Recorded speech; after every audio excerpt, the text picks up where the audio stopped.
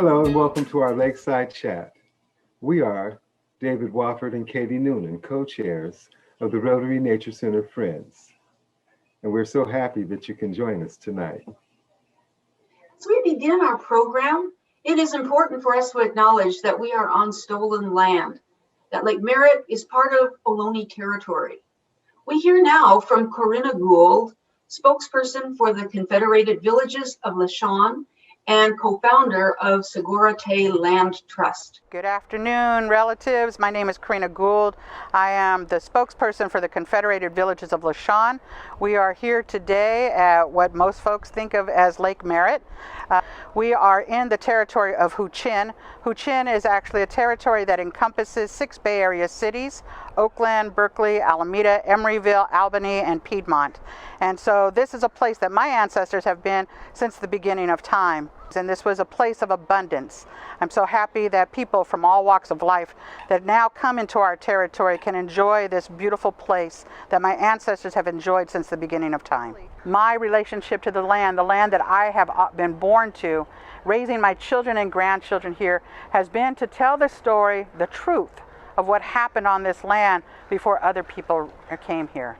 I'm hoping that as we begin to learn these lessons of fires in California, the pandemic that's happening, that human beings come back to living in reciprocity with the earth. Thank you, everyone. Thank you for coming to the 9th Lakeside Chat tonight. We have a wonderful program ahead of us tonight. This week, Rotary Nature Center Friends had the privilege of working with a special group of young people from Oakland, Team Oakland. Team Oakland is a program offered by Oakland Public Works and YEP, or the Youth Employment Partnership. We involve the students from high school to entering college in some stewardship and learning activities at Lake Merritt. And then, thanks to these 2 organizations, we were able to take 66 of them on special field trips to San Francisco on the ferry to visit the Exploratorium on the outside. We captured some of their experiences in a short video we would like to share with you now.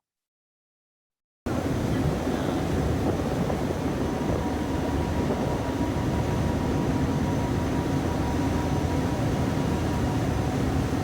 name is Desaya, and I am with Team Oakland, and right now we're on the ferry learning about water quality, and we were talking about the watersheds and how it comes off from a hill and it creates all this water down here that we're on right now.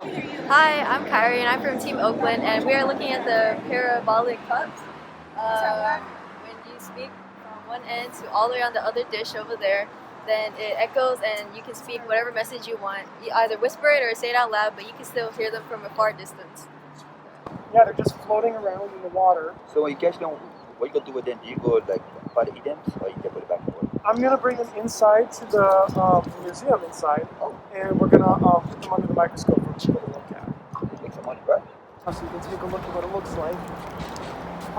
So the mesh on this net is really, really fine because we want to be catching things that are microscopic.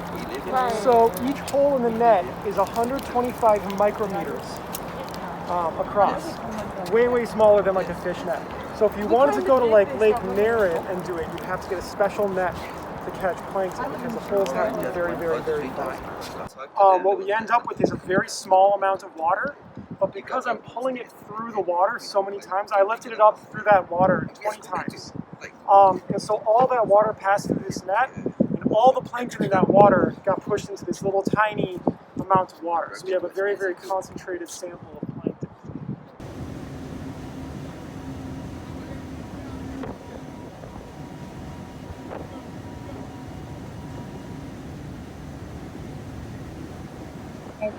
Great, you're still hearing the sounds, that's great. So this really brought home to me how important it is to involve young people and how eager they are to take part in learning about our environment and what they can do to help us be more sustainable and to address challenges that we face, like global warming, loss of biodiversity, and water quality deterioration in our waterways. So, and I was also so impressed by the outdoor exhibits. We walked around and they were so engaged in each one, they had discussions, there were things for them to physically do that were fascinating, which is the genius of the Exploratorium, that we were able to enjoy even though we didn't have time to go inside. So thank you, Exploratorium, for providing these experiences for these students. Just really an awesome experience for all of us. And these are the next generation of people who are going to be taking care of our planet and taking care of us. So, you know, I want to acknowledge them and their dedication that they showed this summer with us. They were just an awesome group. So tonight we are stretching the idea of an observatory to include the outdoors and people in an urban area. And the inspiration of the Exploratorium has been felt out here in Oakland for a number of years. And we'd like to share with you views of Lake Merritt's underwater observatory that has been operating since 2018. So we have a very short clip of a recent expedition of that underwater observatory. I'm Katie Noonan, one of the co-founders of the Lake Merritt Observatory and also co-chair of Rotary Nature Center Friends. Since 2018, Adrian Cotter, who's behind the board, and I have been putting in an underwater robot with a camera on it into Lake Merritt and allowing the passers-by, common people walking by who are interested, and also school classes to drive it and see what they can see underneath the water surface at Lake Merritt. And so we keep track of the water quality, because that's going to affect what we see, what kinds of organisms are there. And so the idea is that we're going to engage people in the lake and what lives there, and also kind of track what's going on in terms of seasons and so forth. So right now, as most people know, we're in the midst of a big drought, and Lake Merritt is actually as salty or saltier than the ocean. Normally, it's an estuary. We expect it to be brackish water, less salty than seawater, but that's not the case right now. And so we take video from the ROV Trident that you're going to see, and then we upload it to a YouTube channel, and so that people can enjoy seeing what's underneath the surface of the lake. This is Adrian here. One of the real joys of using this tool, which can be driven by a very simple little device, so it's like a PlayStation controller, is like showing people what's underneath the water, because a lot of people sort of looking at the surface just kind of think it's like a dull gray and there's nothing there. But with the rover, we've been able to show this incredible, vibrant life underneath there, even though it's, you know, complicated with invasive species. There's also this really, it's beautiful. There are natives and invasives and invertebrates of all kinds, like these anemones and mussels, and sort of seeing them change with the tides and change with the seasons, like when it's rainier or when it's drier. I was very lucky to see this halibut as I was driving, because sometimes it's very hard to see. And the channel itself is a great place, because things sort of get a little bit trapped by the tide gates and sort of spend time like in a circle. So it's a good place to kind of observe these large schools of fish in particular. I can share, I'll share in the chat a YouTube channel that you can see more.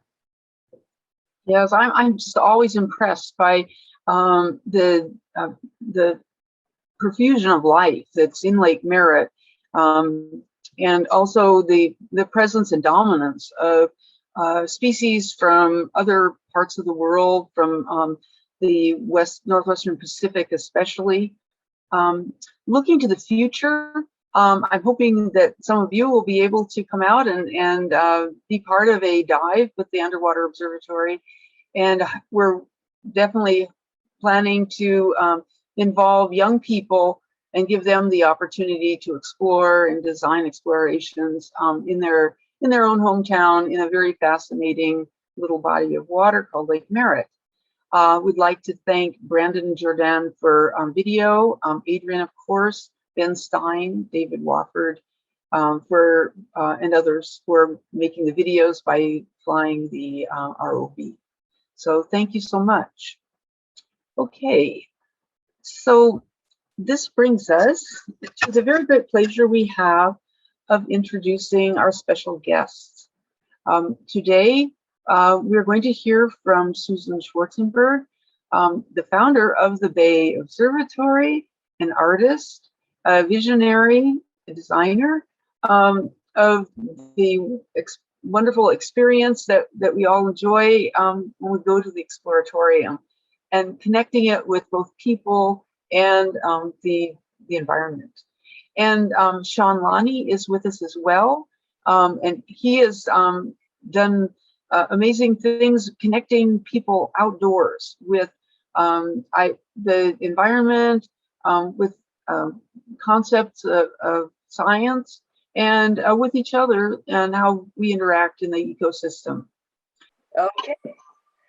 Okay, well, thank you, Katie and David and everyone for inviting us. And wow, what an amazing introduction. I had no idea that the Exploratorium featured in that way, quite honestly. And Katie and David, you are phenomenal at understanding what we do.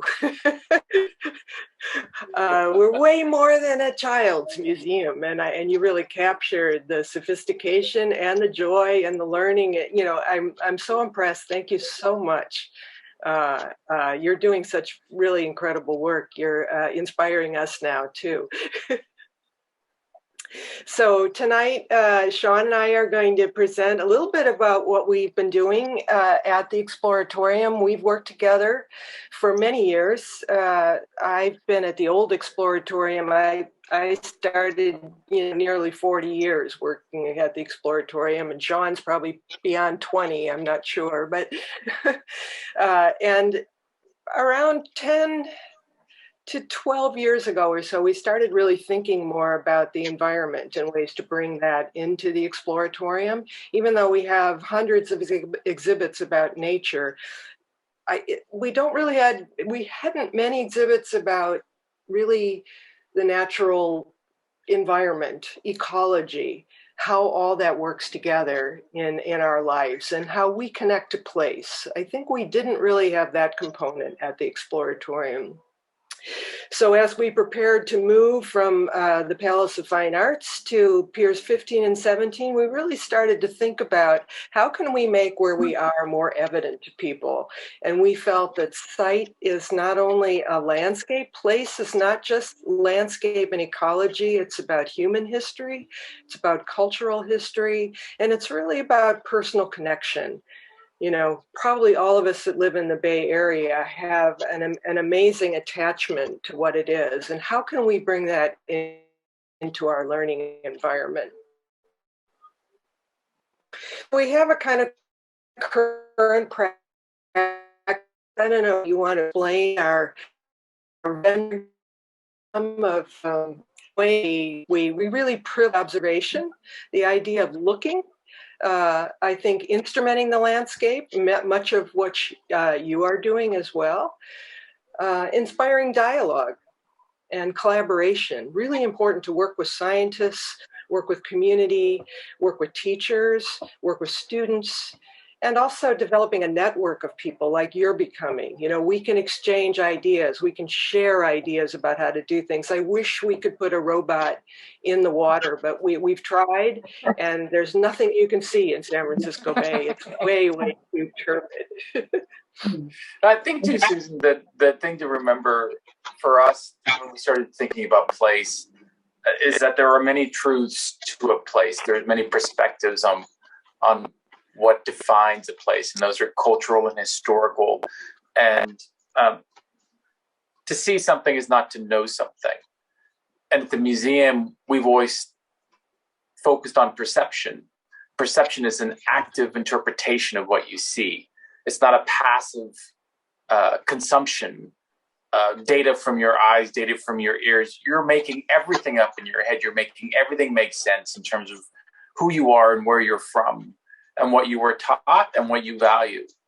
And all of those things, I think Susan and I suspected needed to play a larger role in the work that we did, because without it, we were just telling a part of the story.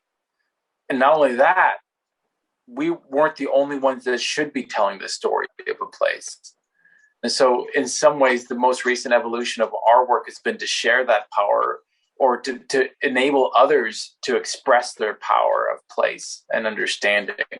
And that's been hugely rewarding, I think, for us in our careers as artists and as educators. I grew up for the first 4 or 5 years of my life about 3 blocks from Lake Merritt. And I remember distinctly walking around that edge and having no idea of the dynamics that lay just beneath the water, or even that it was a wild place. It had nature in it and an ecology.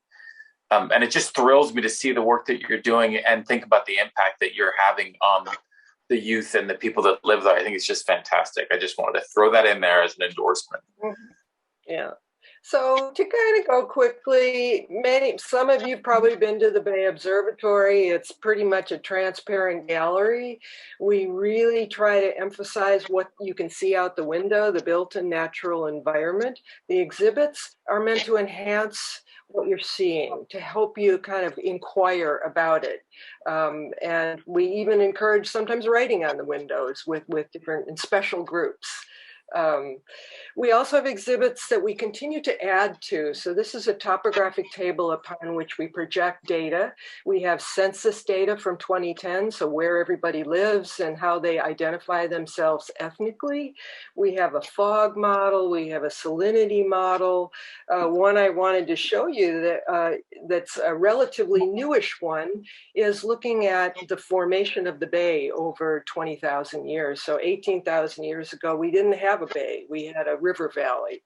And as the last glacial melt began to happen, the water came in. And if you look at where it says you are here, and you just see that one little branch that comes out directly on the right, watch that for a minute, because here we see 5,000 years ago, Lake Merritt was formed. And I never noticed that on this diagram until about a couple days ago when I was thinking about the presentation. So there you are. And before this, people were living, indigenous people were living in that river valley and slowly moved away. We have a lot to learn for how to adapt to a changing environment from our indigenous friends. This is about this model, you can change, you can see the history of the bay, but you can also change the water levels in terms of sea level rise from about 2 feet to 6 feet. So this is 5 feet. And then here we can put in all of the infrastructure, and you see that our highways and our roads, everything is built right along the bay. So we're all at risk.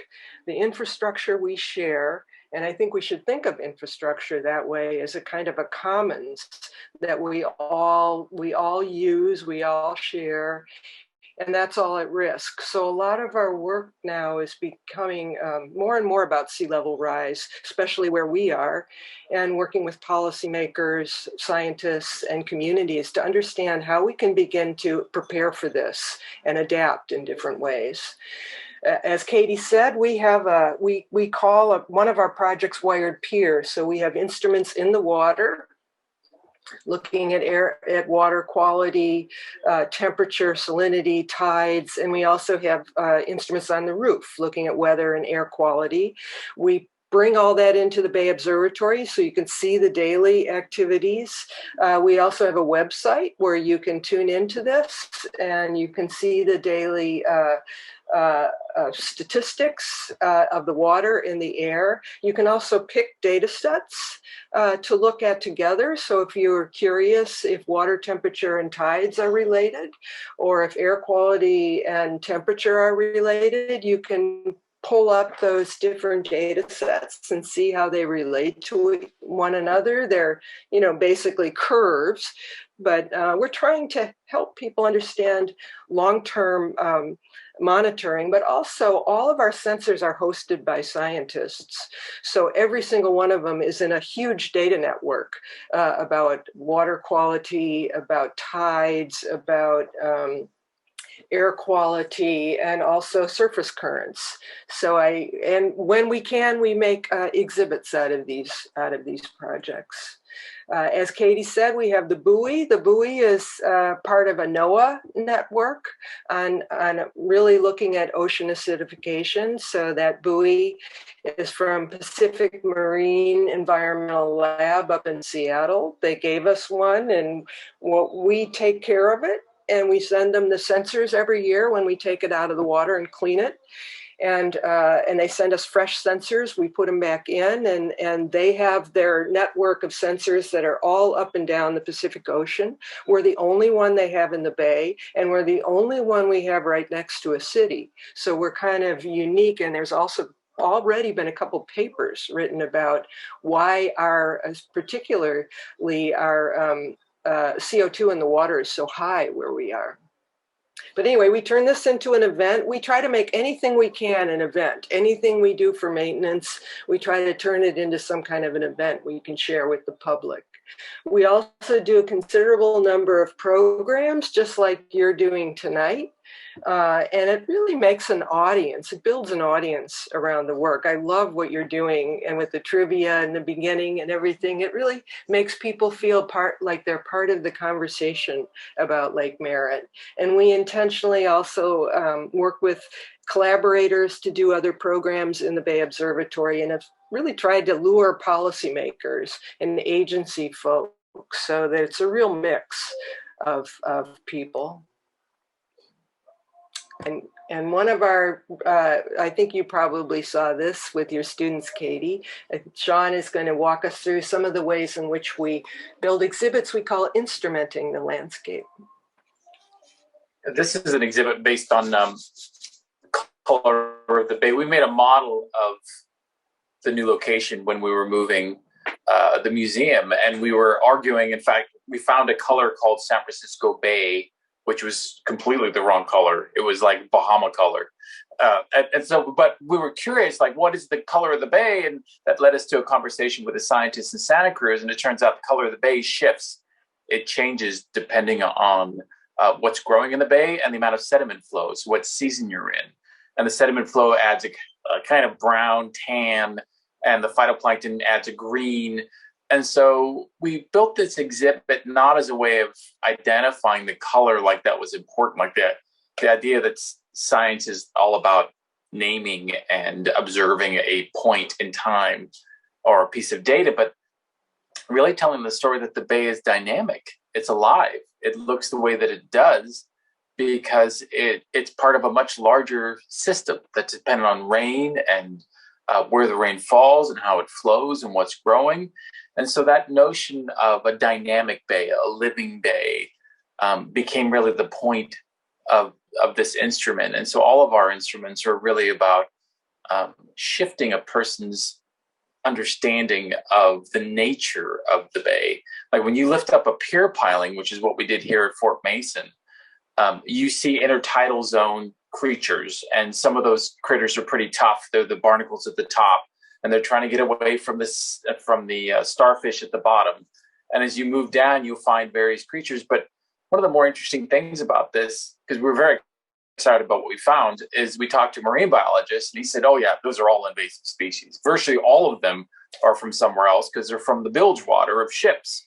And so the story really became from this exhibit that the bay is young, relatively young, and because of that, these creatures that come from much older estuaries and much older ecosystems are able to come in and dominate the bay. So the bay is actually, like Lake Merritt, quite fragile.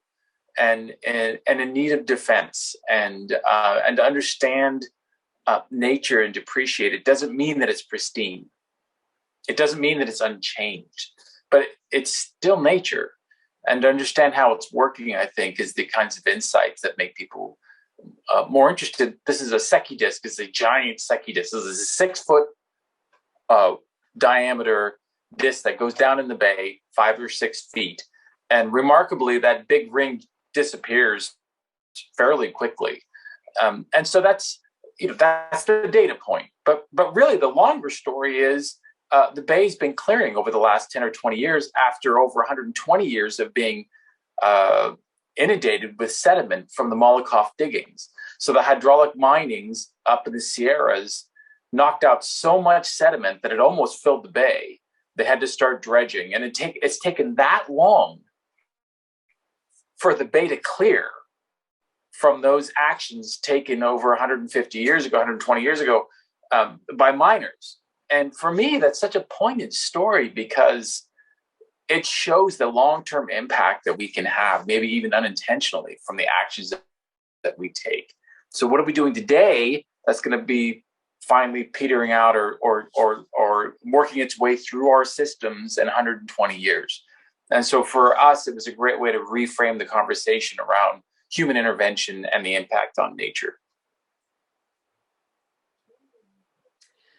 So one of the things that we started to think about when we moved to Piers 15 and 17, we set up the Bay Observatory. I always kind of thought of it as a little bit more like a visitor center than a gallery, and that it should always be reflecting changes. But we also thought about, trying to bring our stuff outside and do our programming and, on the street, right there on the Embarcadero. So we worked with a couple of artists to do something we called the Field Lab, and we did 4 programs outside in 4 days in a row, and we brought a bunch of our exhibits, thank God. I think it was October or September, so it was really, really nice out there. We did demos. We invited Literacy for Environmental Justice, who brought some of the works from their nursery, some plants. They do restoration, so they brought those out, and all of the talks were about the restoration projects going on around San Francisco Bay. So it was a really fun way for us to realize that the ideas we were working with could happen anywhere. They don't have to happen in a gallery or in a room. They could be out in the landscape in different ways. Oops, I seem to be stuck.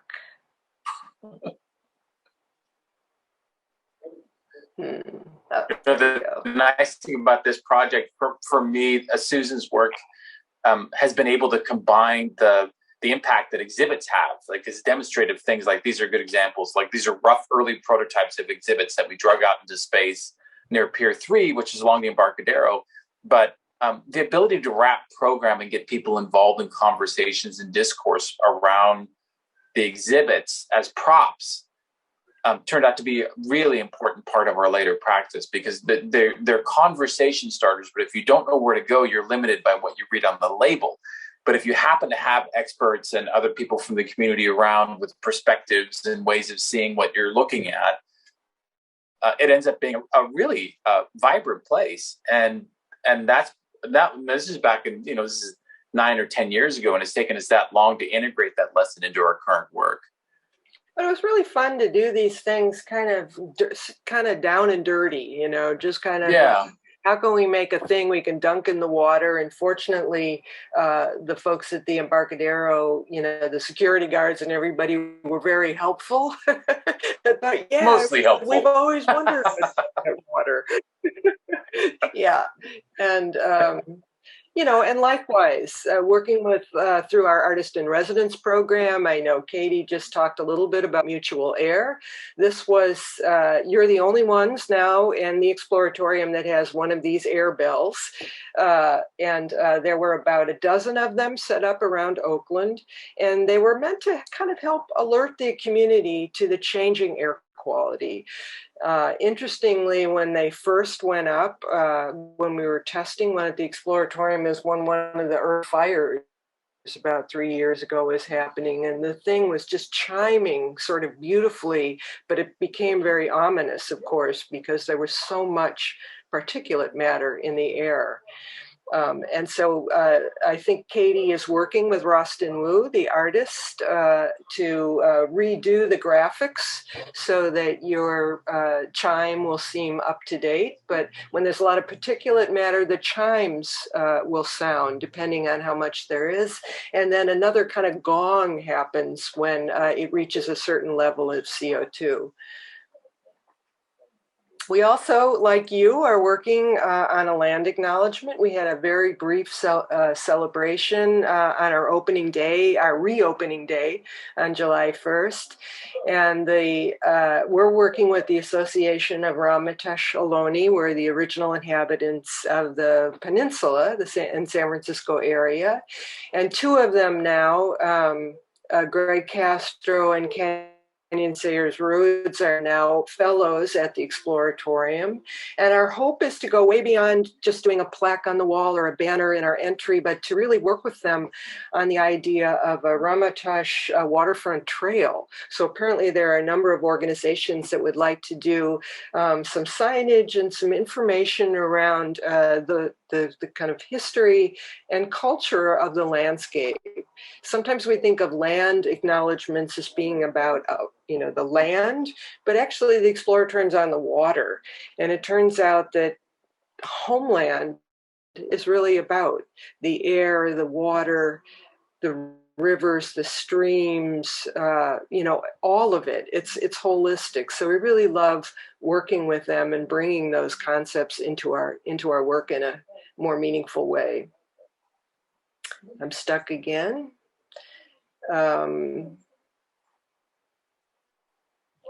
It was really wonderful to see your land acknowledgement with Karina Gould. That was really fantastic. So nice of you to have brought her involved. Yeah. Yeah, she's Shawn, you want to talk about it? Yeah.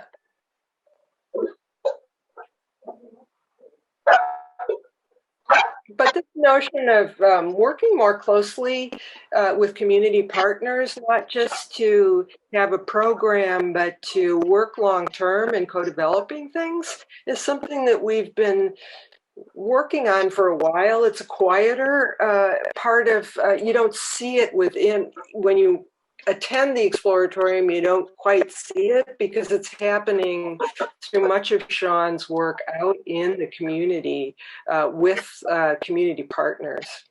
And we were approached back in 2014 by a group out of Buchanan Mall who had an Art Place grant. And it was a remarkable experience for us because it wasn't focused on what we were offering or what we were interested in. It became a kind of way of engaging a community that had a hard time interfacing with the Exploratorium and actually had quite a lot to offer in their attempts of their own neighborhood. So Buchanan Mall fell victim to the redevelopment agency and that horrific rebuilding and destruction of cultures that had been in San Francisco for a long time, sometimes called the Fillmore of the West. And this group wanted installations, they wanted gardens, and they wanted what they called a memory walk or some way of marking the place. And so our partner invited the youth of Buchanan Mall to interview the elders of Buchanan Mall. And there were a number of stories that came about from this. The exchange itself was important. And we rebroadcast these stories through listening vessels that pointed downwards into these benched areas where people could collect and not only reminisce, but think about ways of improving and moving that culture forward. And in fact, this resulted in a design plan developed by the community, funded by the city supervisors, that then resulted in over $6 million in funds that will now help redevelop the Rec and Park central corridor in Buchanan Mall. That includes micro businesses and considerations of economic sustainability. So I want to make sure that we're not thinking about this work as just about nature or things. It's about people and places and the bridges we need to make, even though it took us 4 years to do what the Exploratorium might traditionally do, which is train explainers and give demonstrations, science demonstrations at a peace festival in Buchanan Mall. It took that initial work to build that trust with the community and to integrate our mission and into their vision and of what they wanted, how they wanted to express themselves and how they wanted to move forward. And more and more, this was such a huge lesson for us in terms of positioning the work and thinking about the work not as about science and science education, but about people and places. So this is the most recent exhibition that we've done in Alvord Lake, which is in Golden Gate Park at the end of Haight Street at Stanion. And it doesn't really have a catchy name, but it has a good concept, the idea of parks in progress. Like, all parks are in the process of being developed. In fact, Golden Gate Park was mostly just a sand dune, and it was a long cultural and historic journey that reshaped the ecology and reshaped nature in the park. And the problem with parks, in some ways, is they seem like snapshots, like they're static. You know, they've been like this forever. We need to preserve them so that they're perfect. But in fact, there's a long history of how they developed, and trees are actually kind of sentinels, and they're witnesses to that history. So we used exhibits to animate that landscape. This is one example. We had tree rings that started, go ahead, Susan, very, very small when the tree was planted along this walkway. And the first seedling, can you, next slide, please? I'll just talk about it. So these tree rings get progressively smaller at the beginning of the path. And so in 1881, this is just a few years after they were planted, there were 100 benches installed in the public, leading to a controversial epidemic of public hugging. So imagine yourself standing in that place when that tree was that big and this happened. And so we used the tree as a marker in time. And we noted a few different happenings through time. Go ahead, Susan. As that tree got older and tree got larger, different things happened. It's just stalling on you, yeah. So in 1967, my year of birth. 1967, yeah. Do you have 1967? Yeah, okay. I'm looking at it, yeah. There was a human being, 30,000 people when I was a baby. So you hear about Golden Gate Park, but the idea that you would, like, these things happened when these trees were around, they were just smaller. Like this idea of like unpeeling this onion and using kind of the convention of a tree ring was interesting to us. So go ahead, Susan. And there's big trees all around. So when you, there's the end of this walk, you kind of look around and you think, oh, these things are watching us. Yeah, that's right. They remember. There's a long memory there. Can you hit the next slide, please? Is this, I have Alvord Lake up. Do you see it? No. I mean, I have the bacterial things. Oh, there we go. Yeah, so we also took samples from another part of the bay, and we cultivated those microbes. So there's an entire ecosystem that lives beneath our feet. And what we did is we core sampled that up, essentially. We put these microbes in with newspaper and egg yolks, and we mixed them up. And then for a year, we cultivated them in a lab. And now these are anaerobic, so they don't need oxygen. But the cool thing is, go ahead, Susan. The cool thing is when you look at these things, you realize, like, wow, there's so much to an ecosystem. Most of it is completely invisible. But when you reveal a small part of it, you see the dynamics and the variety of that place. You can see, like, this is just 3 different pictures from 3 different parts, but you have these blooms of green and purple and bright orange and yellow, and other colonies that look more dark green, like algae. And those will evolve for, they say, for 10 or 15 years without any intervention on our part. So I love this idea, and you know, it's not an interactive. Technically, I don't poke a button and it doesn't move, but it doesn't need to, because it animates the landscape. And we also built an exhibit that migrates dunes. So this blows sand in a flume, and those dunes migrate over time. And so you can actually see that kind of sped up. If you go to the next slide and you look at this landscape, we have a picture of old San Francisco that stretches from the ocean all the way to downtown. And it's nothing but dunes, 50 and 60 feet high dunes that were completely terraformed by horses and carts, and then later by steam trains, and then planted. And then eventually, go ahead, Susan, if you just next slide, covered with soil, seeded with barley. And that's where we live, on top of these old dunes. And having this example, like another example of where the black sand from Ocean Beach comes from. It comes from the Sierra Nevadas, and that's a very long journey. It's actually eroded out of granite, and it migrates down these estuaries, ends up at the beach. But if you run a magnet underneath it, all of a sudden these little magnetic particles pop up. And you have a real life example of a little bit of magnetite that you found by moving this magnet around. And that gives us an opportunity to open up that narrative that everything around you, especially in Golden Gate Park, is part of a much, much longer story. Sometimes it's geological, sometimes it's historical, sometimes it's cultural, but it's part of a long arc. So instead of seeing your parks as static, think of them as dynamic, and not only dynamic, but changing. And those changes are based on the values of our culture. What do we want to see in these parks? More of the same? History markers? What's the role we want parks to play in our lives? And that's all modifiable. You think, and we also played around a bit with this high five zone. You know, God knows with COVID, nobody's touched each other for a year and a half. So we had this exhibit idea that we nixed and then we brought back. And it's just a way of getting people to give high fives. So there's a little hand there as a prompt in case you don't actually want to touch anybody's hand. But as you roll through, Susan, I think I got a picture of a cyclist smacking it as they go by. Do you see that? Yeah, I have it up on my screen. Oh, there it is. Okay. So you will get total strangers giving each other high fives.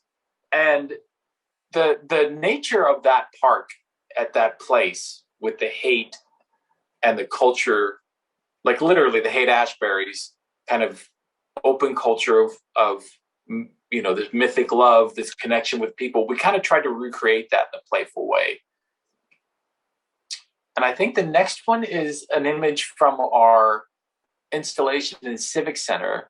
And I bring this up because this is actually an Ethiopian family who creates handmade coffee. And we had an exhibition about social sciences and wanted to exhibit something or give some gesture of generosity. And so this was called the Pay It Forward Cafe. And for $3, you could buy a cup of coffee. And for $6, you could buy a little coffee mug icon and hang it on the wall. And that got anybody a free cup of coffee. Now, in an environment where there was a lot of people in trouble, a lot of homeless folks, a lot of people who feel like they don't belong, that cup of coffee is like a passport to humanity. They have a reason to sit there. They're legit. They have a cup of coffee.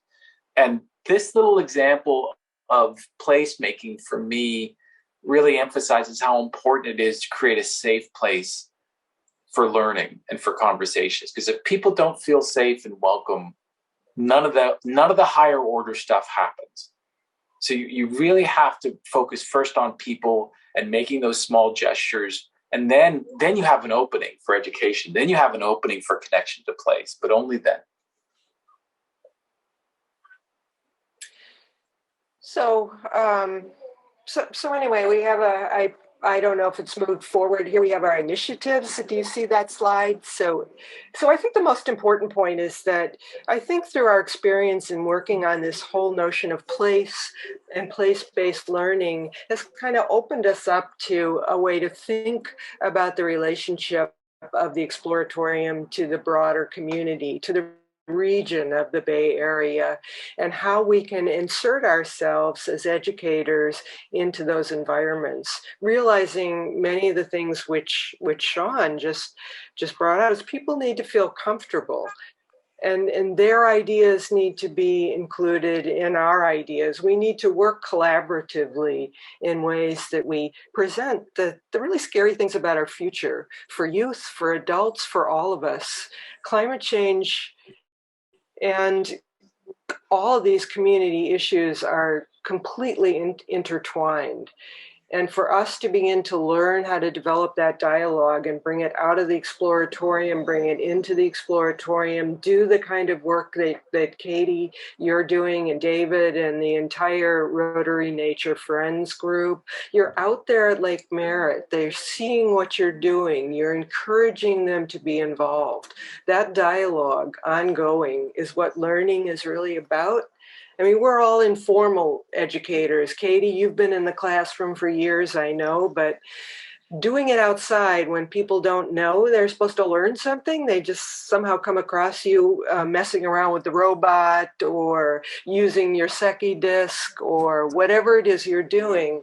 That wonderful way of engagement is, I think, the really something that Shawn and I really want to explore in our work on regional education ideas.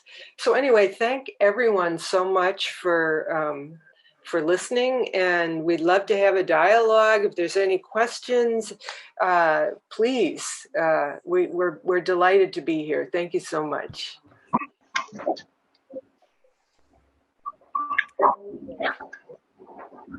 Wow, I just thank you so much, Susan and Shawn. I just, just so many important ideas and groundbreaking thoughts that you put into this that I hope we can hopefully, try to do some things and collaboratively, of course, with the Exploratorium, but also in our own communities to try to build kind of connection and awareness of the ecosystem as we are facing some pretty scary challenges. Definitely our young people, and getting them involved in the learning and also in some stewardship that makes them feel a part of it is so cool. So really thank you so much for sharing this with us. I would like to now, so we have some people kind of looking through the chat, and I know there's some clapping. There's some wonderful, could our chat, so I know. So what we're going to do now is you can unmute yourself, but please wait to be called on to ask a question. And if you would raise your hand, then we can answer questions as they came up in the chat. Kirsten and Betsy and Patty, are you seeing people with questions in the chat?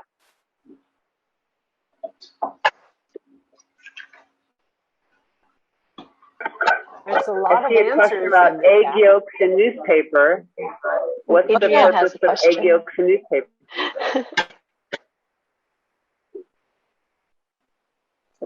Adrian has a question. It's the protein and the carbon, apparently.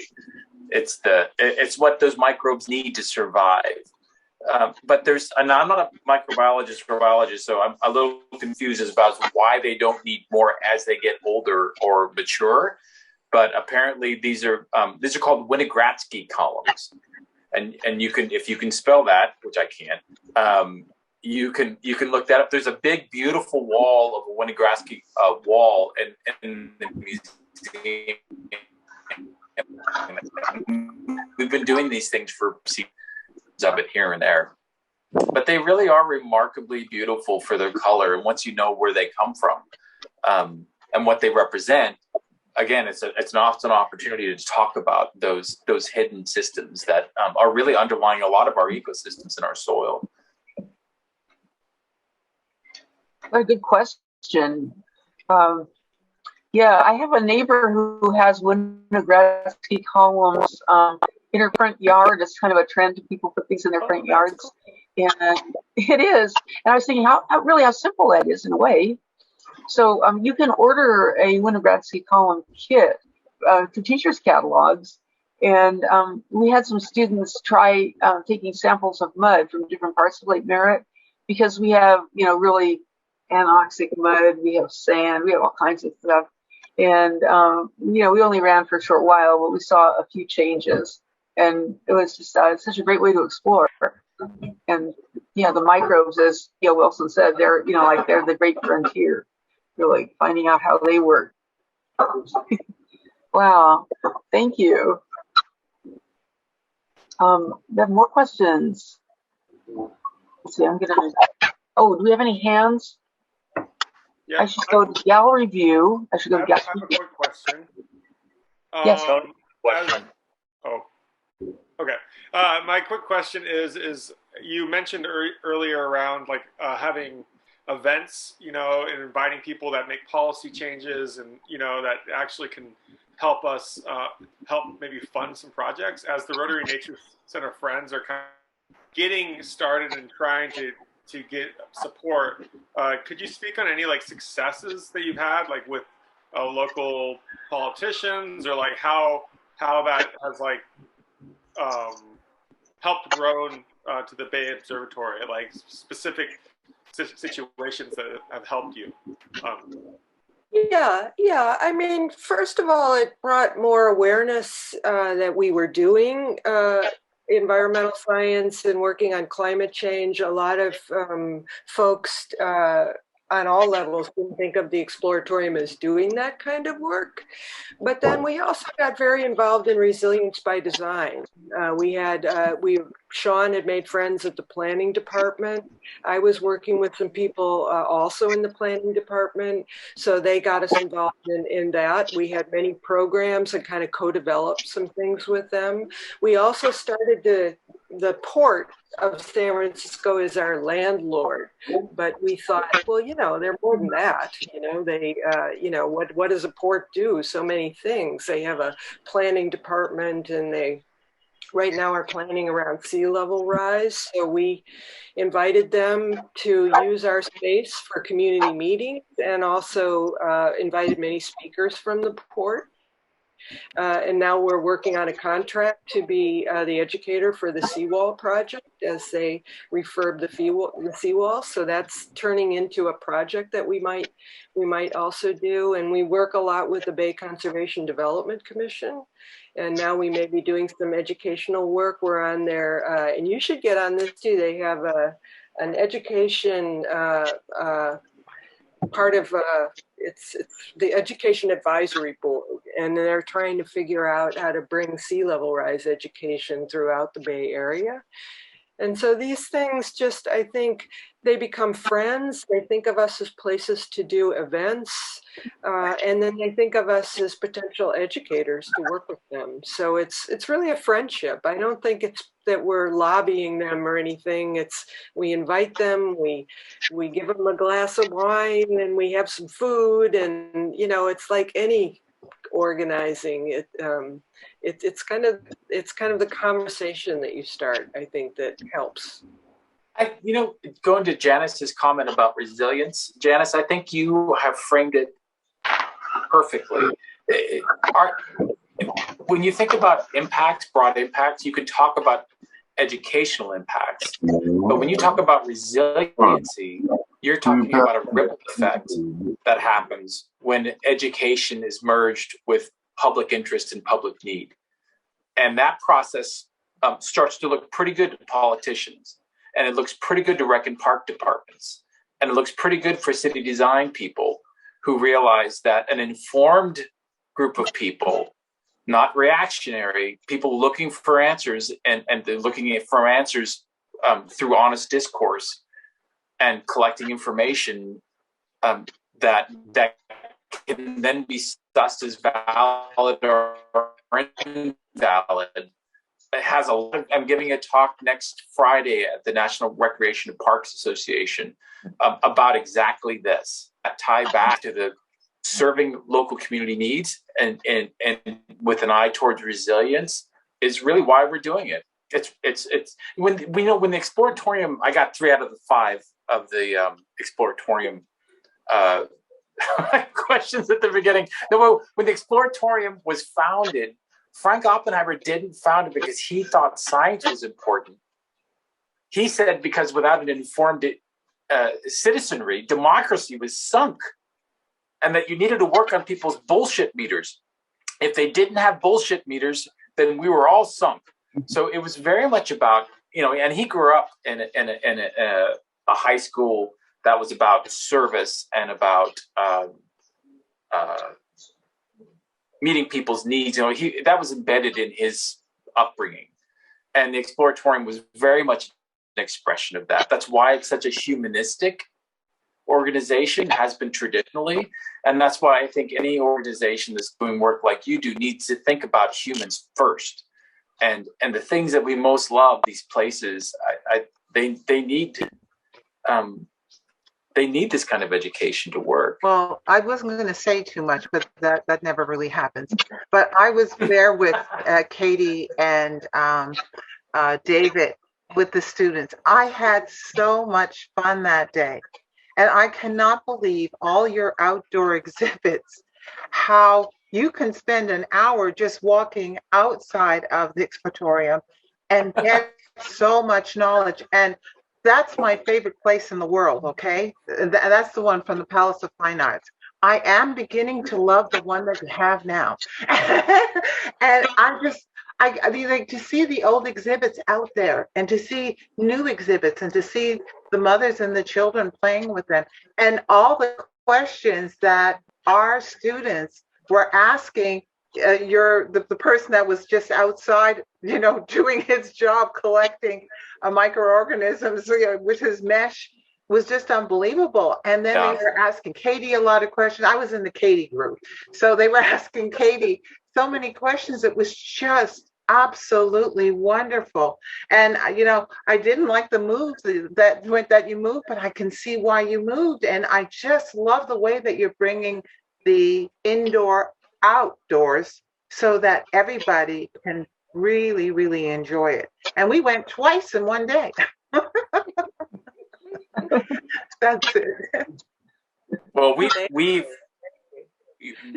had to evolve as an organization because we're a cultural organization, because science is culture. Like, people think of arts and performances as culture. Science is a product of culture too. Mm-hmm. And certainly education could, because we teach what we value. We teach what we want to be passed on, right?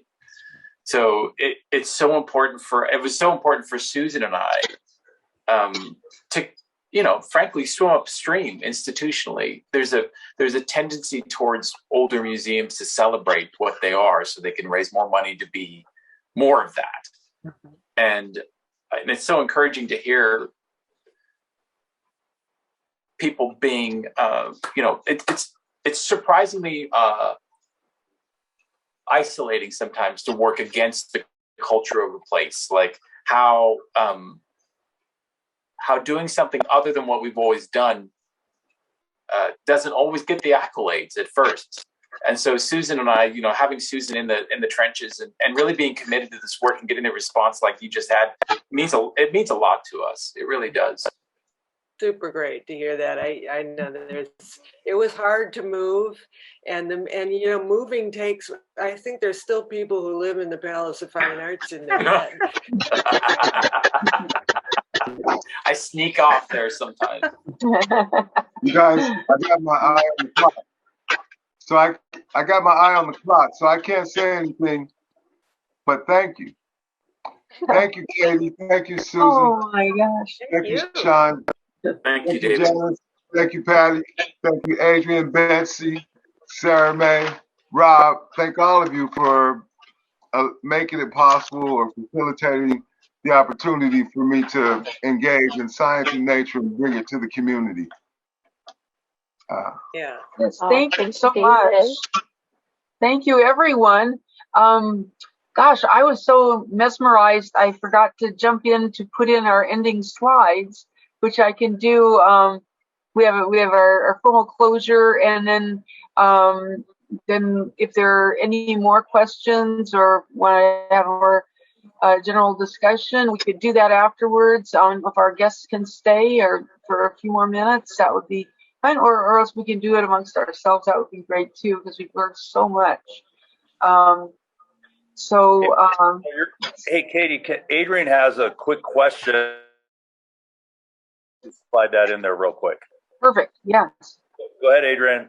Thank you, Rob. I don't know that it's quick. First of all, first came to the Exploratorium when I was a 9-year-old, and it has always been an inspiration to me. And the Bay Observatory sold me on the new building the first time I visited, and I love going there. I was really intrigued by some of what you were showing, Shawn, about sort of our humans in time. And, with this pandemic and lots of talk about new normal, reflecting on how all the crap we might be in time and that to be normal and sort of forget about the past. I'm wondering if maybe you could speak more about like how do we combat that a little bit better? I'm thinking about climate change or like species reduction or sea level rise or any number of these things that are long term. Well, that is not a short question. That's but I can give you a pithy answer. Sure.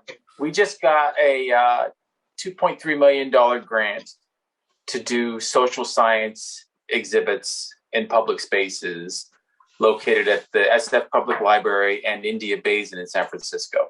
So this extends a project that we had that's about cultural norming, about biases and stereotypes, about how we perceive each other and how we identify as ourselves. It's a super rich area to explore that I think has import into many of the issues that you just brought up.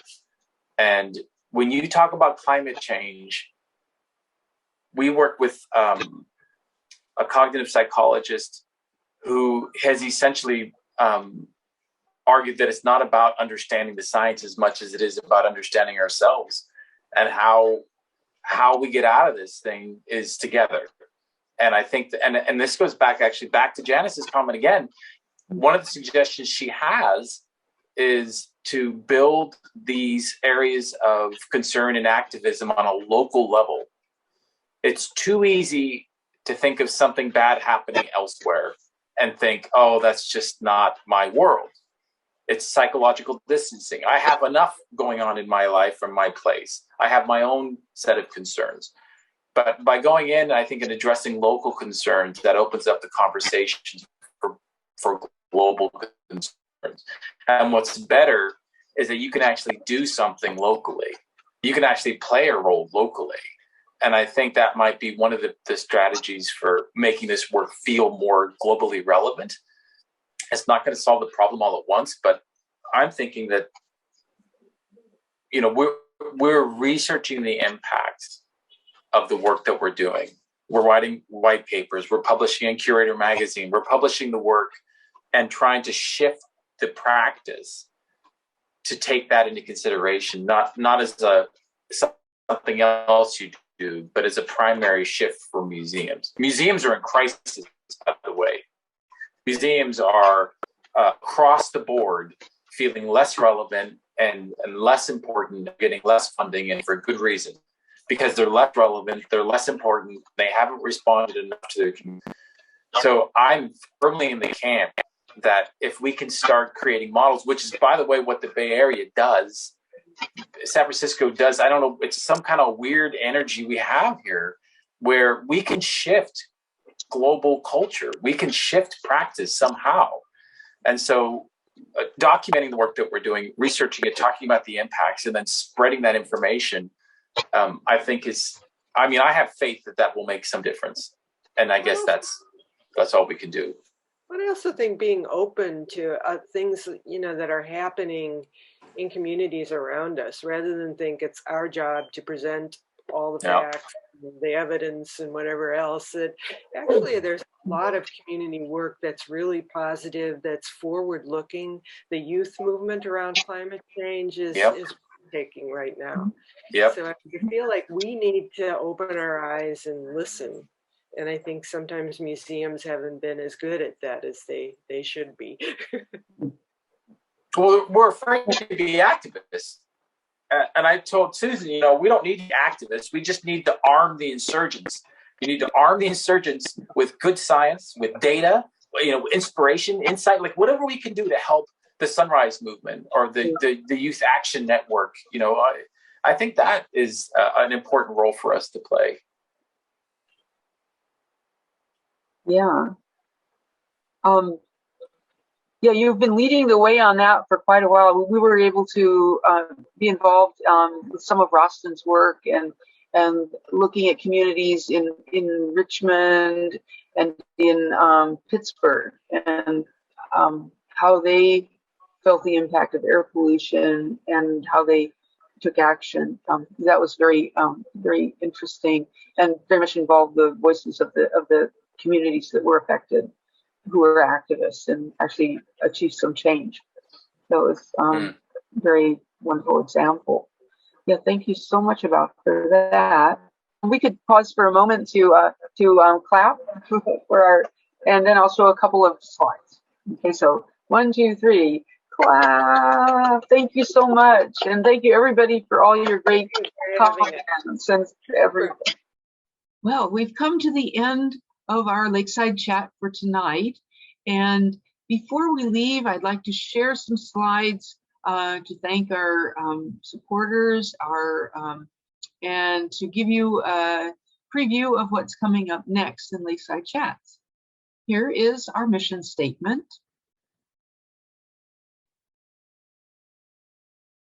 We'd like to give special thanks to Oakland Public Works and the Youth Employment Partnership, and of course, the Exploratorium and Lake Merritt Underwater Observatory. Here are some of the activities that we provided to students and to adults in the past year, and we plan to continue to do. Upcoming in Lakeside Chats, we have a talk about geology in and around Oakland with Andrew Alden on September 10th, and the event rights will be available very soon. And then in October, we're going to host a discussion about marshland restoration in the Bay with Save the Bay, and include some of the marsh restoration projects in Lake Merritt and the Channel as well.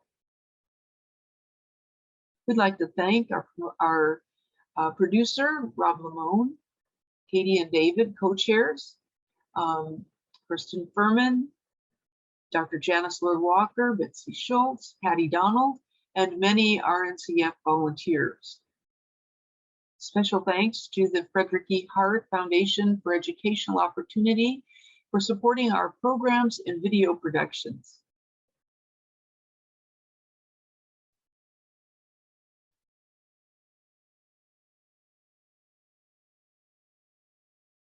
So that's all for tonight. Until next time. Thank you. Bye-bye.